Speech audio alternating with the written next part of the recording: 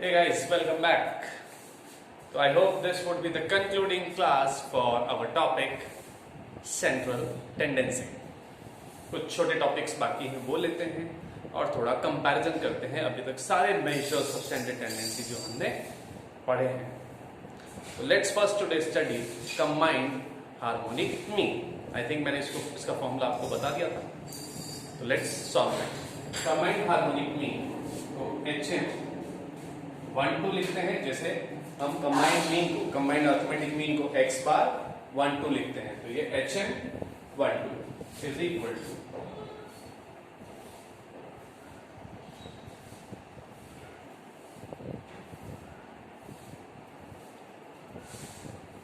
let's put the given values.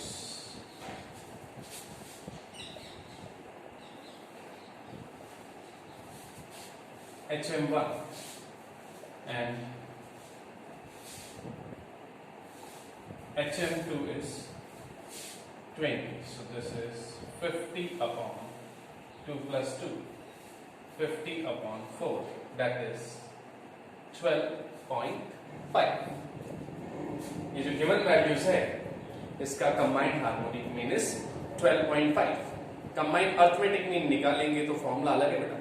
n1 x1 bar plus n2 x2 bar upon n1 plus n2. ये है combined harmonic mean. इसका question previous attempt में आ चुका है. हम वैल्यू चेंज करके देखें तो अगर हम इसको ले लेते हैं 10, ये हो जाएगा यहां 10 एंड ये हो जाएगा आपका 4. 50 अपॉन 6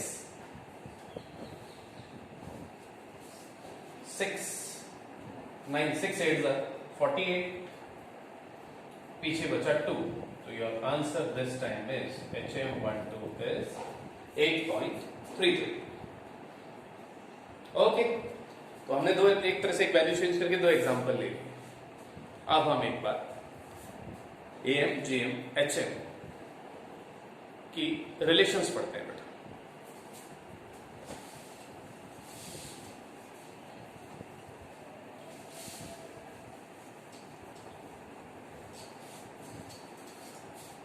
तो सबसे पहले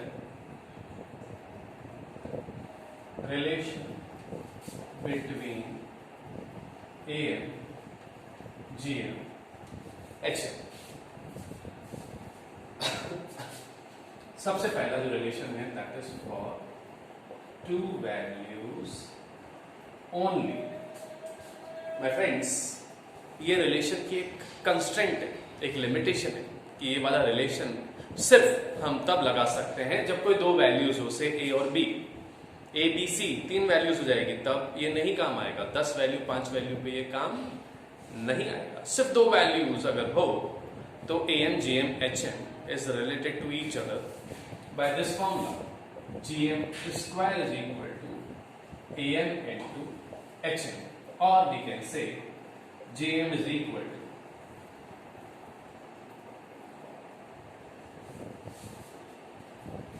दोनों एक ही बात है. इधर स्क्वायर रूट ले लिया तो ये फॉर्मूला बन गया. ये रिलेशन भी पूछ सकते हैं एमसीक्यू में, which is the correct relation. एक रिलेशन सही दे देंगे, बाकी 3 गलत दे देंगे. They may ask a numerical question also, where they can say give you any one of them. Example लेके देखते हैं. आपको GM दे दिया 40, AM दे दिया 80, and they say find HM. Find HM. तो क्या हो जाएगा बेटा? GM square equal to AM into HM. So 40 का स्क्वायर तो आपका HM हो जाएगा this divided by this 1600 divided by 80. तो हार्मोनिक मीन आ गया आपका 20. एंड वो रिलेशन भी इंटैक्ट है कि AM is greater than GM is greater than HM. तो इस तरह का न्यूमेरिकल भी आ सकता है जहां 3 में से कोई भी दो, any 2 means would be given and the third mean would be asked. But friends, again I repeat, this relation is valid for only 2 values. कोई दो वैल्यू का AM इतना है, कोई दो वैल्यू का GM इतना है, तो उन दो वैल्यू का HM निकालें. इस तरह से क्वेश्चन पूछा जाएगा.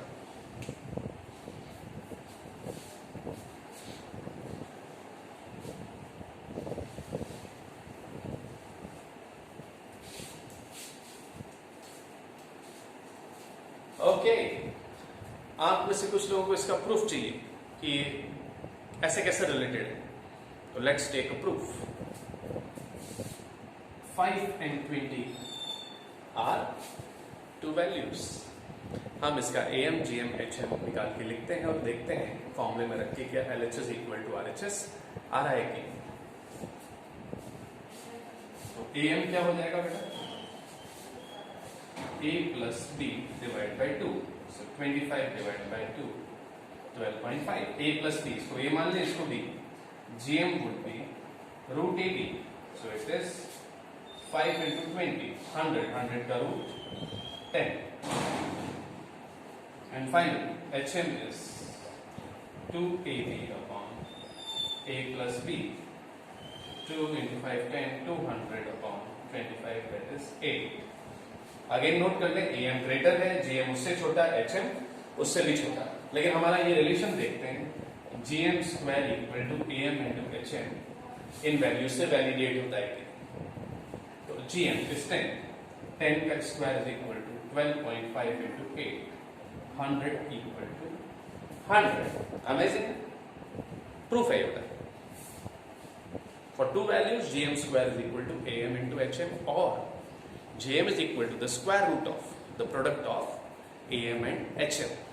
एक इंपॉर्टेंट लाइन भी सुने बेटा, इस पे भी लैंग्वेज बेस्ड क्वेश्चन बनता है.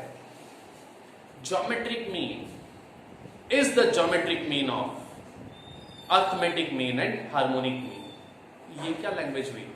तो रिकॉल करें, GM क्या होता है? GM is what? This thing. अब इसको अगर मैं ऐसे लिख दूं,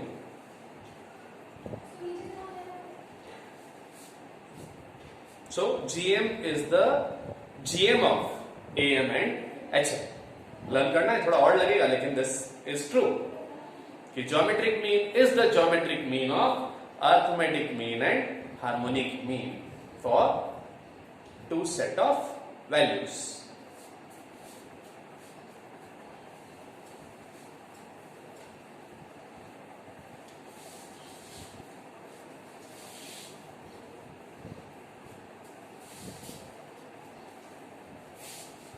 Now, एक चीज नोट करें, ये जो हमने पढ़ा, ये टू वैल्यूज वाला तक लिमिटेड था. हम सेकेंड रिलेशन पढ़ते हैं. सेकेंड रिलेशन जो है वो है for any number of values.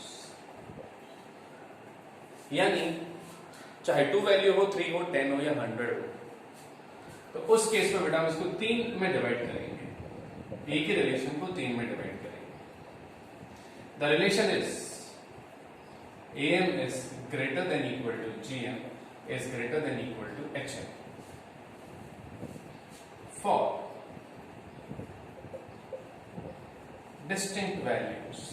अगर हमें पता हो वैल्यूज, सारी वैल्यू सेम नहीं होता, कुछ वैल्यू अलग है, that case the relation is this one. And if you know, if all values, I repeat, all values are equal, से सारी वैल्यू है 5, 5, 5, 5, तो इसका AM, GM और HM भी 5 होगा. In that case, AM equal to GM equal to HM. तो आप कहेंगे फर्स्ट पे क्या है बेटा? तो if nothing is given to us in a question, we are not told कि values distinct है या अलग अलग, कुछ भी नहीं लिखा, बस पूछा है what is the relation between AM, GM and HM. उस केस में this is the answer if the question is silent. But my friends, if it is given in the question कि values are distinct, तो ये सही नहीं होगा, ये गलत होगा. If values are distinct, then AM is greater than GM and GM is greater than HM. And finally, if it is given that all values are equal, then again ये भी wrong, ये भी wrong. AM is equal to GM is equal to HM. Okay, तो आपको इतना बारीकी से question पढ़ना पड़ेगा कि क्या वैल्यूज डिस्टिंक्ट है, क्या सारी वैल्यूज सेम है, या क्वेश्चन साइलेंट है. अकॉर्डिंगली इनमें से कोई एक ट्रू होगा, और ये इन दो का सम ही है बेटा, ये ग्रेटर देन और equal to, greater than equal to. क्योंकि जब क्वेश्चन साइलेंट है तो ये वाला केस भी हो सकता है, ये भी, वी डोंट नो, तो हम फर्स्ट वाले केस को प्रायोरिटी देंगे. तो ये था रिलेशन बेस्ड क्वेश्चन। अब हम कंक्लूड करते हैं, सबको कंपेयर करते हैं बेटा जो अभी तक पढ़ा। तो क्या है ये? सबसे पहले हम पढ़ते हैं ideals of a ideal measure of central tendency या features of a ideal measure of central tendency. तो क्या फीचर है बेटा? पहला फीचर है it should be rigidly defined, a measure of central tendency should be rigidly defined. Next, it is easy to comprehend, मतलब उसको समझना बड़ा आसान है। अर्थमेटिक मीन को समझना कितना आसान है कि सब वैल्यूज को ऐड करो और जितनी वैल्यू डिवाइड कर दो। एक 7th 8th के बच्चे को भी मीन पढ़ाया जा सकता है। It is easy to comprehend, that is understand. Third, it is easy to compute, that is it is easy to calculate. तो arithmetic mean easy to calculate है, बट अगर 5-7 वैल्यूज हो तो उसका ज्योमेट्रिक मीन थोड़ा डिफिकल्ट है। Then fourth, it must be based on all values. तो arithmetic mean, geometric mean, harmonic mean all values पे बेस्ड है, जबकि मीडियन, क्वार्टाइल्स या mode they are not based on all values. I repeat the first four again. It should be rigidly defined. That is उसकी definition पे confusion नहीं हो। Rigid definition. Easy to comprehend. उसको समझना, उसका meaning समझना बड़ा आसान हो। Third, easy to compute. That is easy to calculate. Fourth, it should be based on all observations. Fifth, it should not be affected by extreme values. Now, what are extreme values, बेटा? से आप एक class के students और आप सबकी age group around 18 है, 17, 18, 19, but अब 80 ईयर का एक स्टूडेंट आ जाता है या 2 ईयर का एक स्टूडेंट आ जाता है, तो दैट इज एक्सट्रीमली बिग और स्मॉल वैल्यू। तो the central tendency should not be affected by extremely small और एक्सट्रीमली बिग वैल्यूज, बट यहाँ पे बेटा मीन अफेक्ट होता है। अर्थमेटिक मीन सबसे ज्यादा इफेक्ट होता है और मीडियन और मोड इफेक्ट नहीं होते हैं, लीस्ट अफेक्ट होते हैं। Then it should not be affected by sampling fluctuation. तो मीन तो नहीं होता है बेटा, लेकिन मीडियन और मोड सैम्पलिंग फ्लक्चुएशन से इफेक्ट होते हैं। सैम्पलिंग फ्लक्चुएशन एक बहुत टेक्निकल टर्म है, सैम्पलिंग अब आपके कोर्स में भी नहीं है, तो इसको क्रैम कर लें फिलहाल। ओके, तो ये कुछ पॉइंट्स है बेटा जिसकी मदद से हम देख सकते हैं which is an ideal measure of central tendency. तो अगर हम सबको कंपेयर करें तो arithmetic mean is considered the best measure of central tendency, क्योंकि मैंने जो ये 5-6 पॉइंट्स गिनाए उसमें हमारा अर्थमेटिक मीन सबसे खरा उतरता है बेटा। It is rigidly defined, is it easy to comprehend, that is understand, it is easy to calculate, it is based on all values and it is least affected by sampling fluctuation. इसकी एक ही कमी इन 5-6 characteristics के अनुसार, that is it is the most affected by extreme values. Plus 1-2 limitation और सुन ले, अगर कोई सिंगल वैल्यू मिसिंग है या 1-2 वैल्यू मिसिंग है तो अर्थमेटिक मीन और any of the means can not be found. Then arithmetic mean और any of the means can not be graphically found. Then in open ended classes mid value नहीं निकल सकती, इसलिए any of the means is difficult to calculate. अब आते हैं बेटा median पे। तो मीडियन की एक क्वालिटी सुने, मैंने क्वालिटी वर्ड बोला। Median is meant for a qualitative data, जैसे ब्यूटी, ऑनेस्टी, इंटेलिजेंस, ये क्वालिटेटिव चीजें हैं बेटा जिसको हम एट्रीब्यूट कहते हैं।